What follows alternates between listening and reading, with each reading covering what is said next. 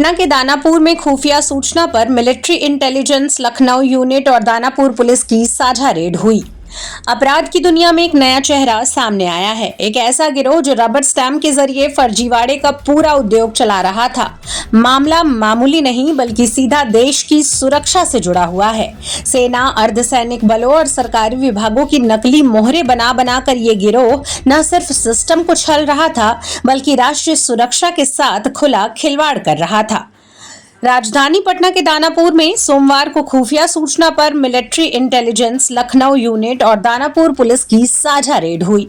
MK market में स्थित एक दुकान से जो सामान बरामद हुआ उसने पुलिस महकमे के भी होश उड़ा दिए।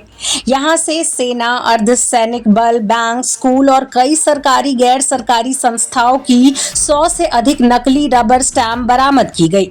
इस धंधे की डोर चित्रकूट नगर निवासी रविंद्रजीत वडेरा तक पहुंची, जिसे मौके से गिरफ्तार कर लिया गया।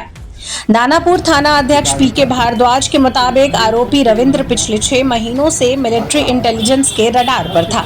बिना किसी लाइसेंस अथॉरिटी के सेना और विभिन्न संस्थाओं की मोहरें तैयार कर रहा था। यही नहीं, इन मोहरों का इस्तेमाल फर्जी दस्तावेजों में, यहाँ तक कि फर्जी भर्ती घोटालों में भी किया जा सकता था। 20 से ज्यादा सेना से संबंधित स्टैंप मिलना अपने आप में एक अलार्म है, यानी एक छिपा हुआ हथियार जो देश विरोधी ताकतों के हाथ में पहुंच सकता था। ऑपरेशन सिंदूर के बाद देश विरोधी गतिविधियों की कड़ी।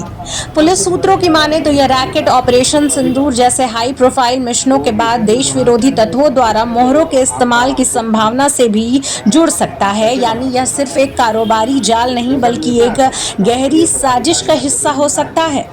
सरकारी नियमों के अनुसार रबर स्टैम्प बनाने के लिए राज्य सरकार की अनुमति और वैध लाइसेंस अनिवार्य है, लेकिन रविंद्र बिना किसी परमिशन लेटर के मोहरे बनाता था।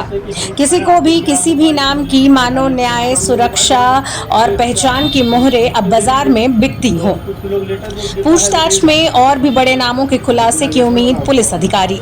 जी हां, पुलिस अब रविंद्र से कड़ी पूछताछ कर रही है। शुरुआती जांच में सामने आया है कि स्टैंप ऑर्डर पर तैयार कर किसी भी अनधिकृत व्यक्ति को बेची जाती थी। इस केस में फर्जी दस्तावेज निर्माण, फर्जी नियुक्ति पत्र, बैंक धोखाधड़ी और जालसाजी के अनेक कनेक्शन तलाशे जा रहे हैं।